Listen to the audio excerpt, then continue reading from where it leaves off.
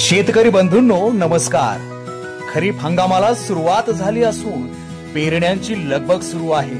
अशा काळात खतांची मागणी वाढते।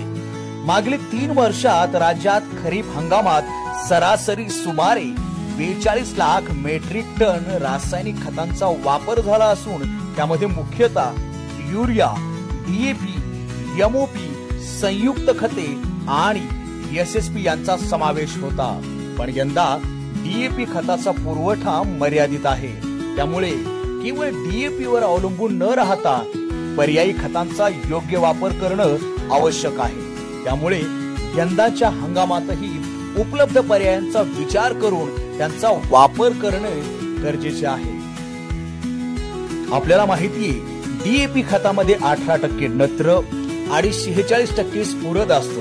हे खरं तर अनेक पिकांसाठी उपयुक्त खत आहे, पण जेव्हा त्याचा पुरवठा कमी होतो तेव्हा आपण काय करायचं? उत्तर सोपं आहे। डीएपी ला चांगले पर्याय उपलब्ध आहेत। सर्वात आधी एसएसपी सिंगल सुपर फॉस्फेट, यामध्ये स्फुरद 16%, सोबतच सल्फर आणि सूक्ष्म अन्नद्रव्य असतात।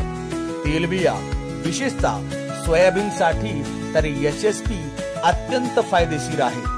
1 गोणी डीएपी ऐवजी अर्धी गोणी युरिया आणि 3 गोण्या एसएसपी वापरल्यास ते उत्तम पर्याय ठरतो।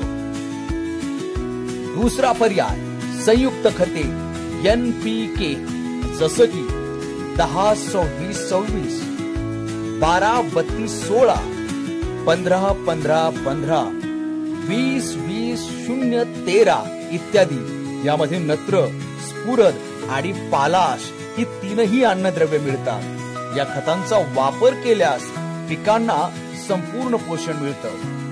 तिसरा पर्याय टीएसपी ट्रिपल सुपर फॉस्फेट, यामध्ये 46% स्फुरद असतो। 1 गोणी डीएपी ऐवजी अर्धी गोणी युरिया आणि 1 गोणी टीएसपी वापरली तर ते देखील डीएपी खतास उत्तम पर्याय आहे।